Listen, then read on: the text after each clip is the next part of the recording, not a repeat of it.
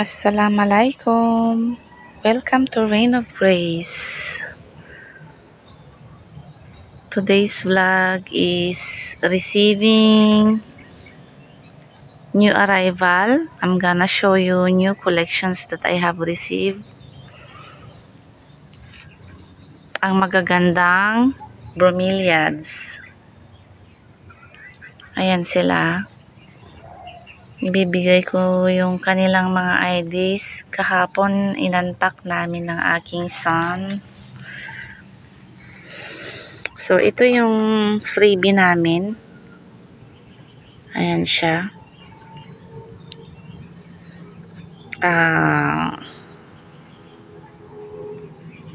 Naiiba siya sa mga kinuha ko kasi ang mga nagustuhan ko ngayon sa mga bromeliads ay yung mga rosette type. They call it, I think, rosette kasi malalaki yung kanyang leaves and compact yung kanyang leaves and round type, forming into a flower like rose. So it's like a rosette type. They call it rosette type. So ito naman ay ibang kind, variety. Hindi ko alam yung pangalan niya pero patulis yung kanyang leaves. And this is a pup of a bromeliad. Maliit pa siya, baby pa lang siya. Pero ayan tumubo siya. Nagsanga ito sa mother plant. Kaya ganyan yung kanyang base or root. Okay? So in the future, pag nag-mature, magfo-formation din siya ng ganito. Bubuka din siya, pero maninipis lang yung kanyang leaves. Ayan siya Maninipis lang. And pahabang patulis.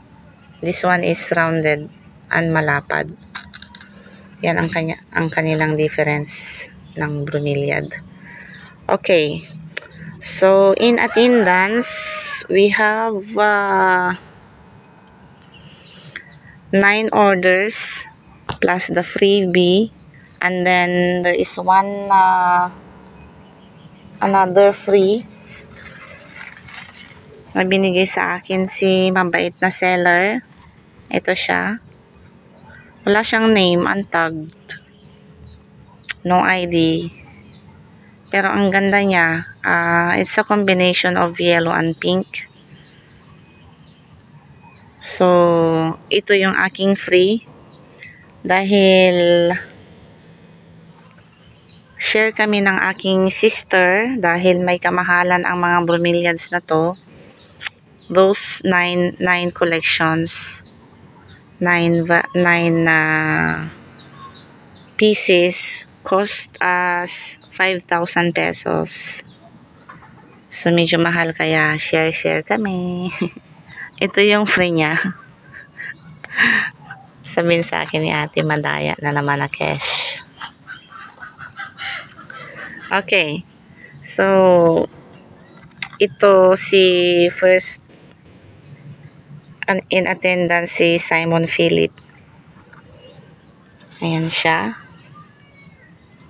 Actually, may dalawang ganito na magkahalintulad. Ihahambing natin yung difference. Ito yung isa si ano yung ID niya? Si Takimura Grande. Ayan. At saka si Simon Philip. Ano ba ang pagkakaiba nila? It's most likely the same sa nakikita ko ngayon. Or either red yung what do you call that color? Is it? Hindi naman red. Parang parang pink burgundy. And ito naman yung kanyang tip. I can't see a difference. Parang pareho.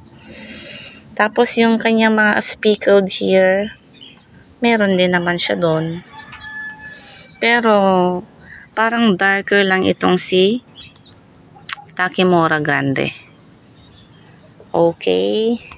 Next tayo na similar ang kanyang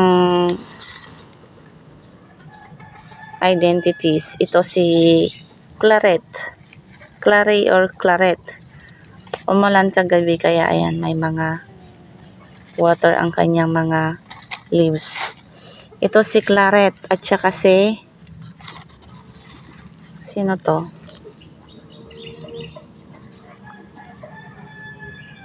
Melanodonta hybrid. At saka si Claret. Ayan.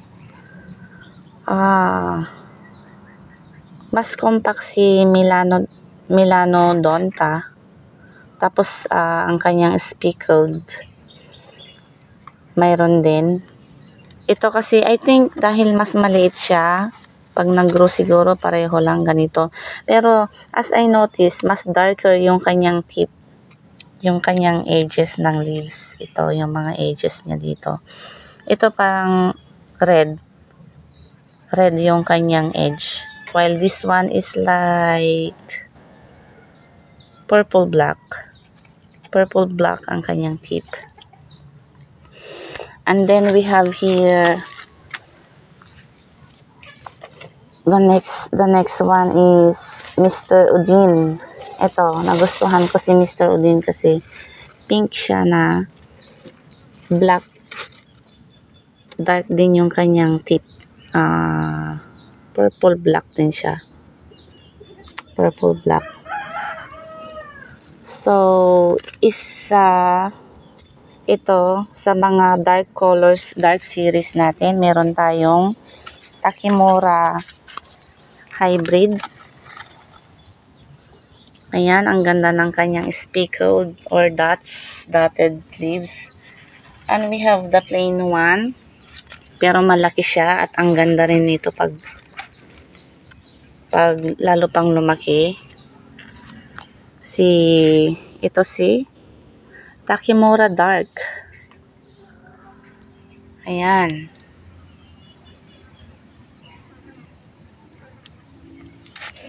And then we have here yung mga red series natin. Red series, dalawa. Kumuha ako ng Ring of Fire. Ang lalaki na nila. Masyaallah. Kaya super gaganda na. Last but not the least, si J. Kuning. Hindi ko alam yung ano yung J. It's just written J. Ayan, ang ganda niya. Super dark red yung kanyang kulay. Ito, gusto ko siya dahil Tiger series. Ayan, oh. May lines yung kanyang leaves. Di ko ulit Tiger series or Zebra series. So, ayan na yung total ng ating mga new collection na mga bromeliads. I fall in love with them directly kasi ang gaganda nila. And thank you sa mabait na seller na pinilihan niya talaga ako at nakuha niya talaga kung ano yung mga gusto ko kasi special request tong mga to. Kaya ayun, super in love ako sa mga napili niya sa akin. Thank you so much, seller. And God bless you also more sa yung business, bromeliads. And same as well, sana sa mga new plants na ito na mapadami ko rin sila, inshallah. So, ito, naka-uproot siya.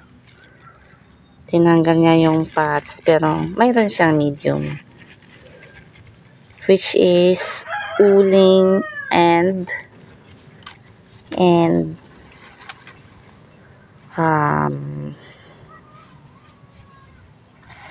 what do you call that? Uling and bunot.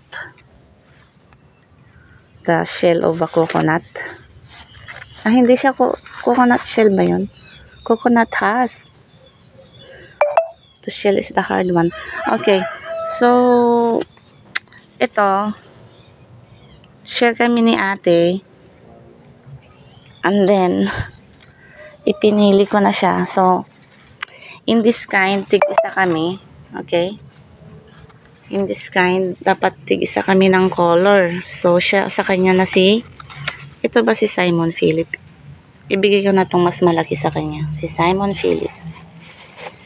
Sa akin si Takimura Grande.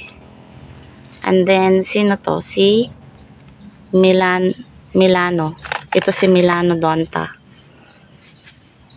At saka, dahil magkamukha, tig-isa rin kami. Ayan. Sa kanya si Claret. Mas malaki naman yon. Ito mas maliit. And then, isang dark. Ito. Isang dark.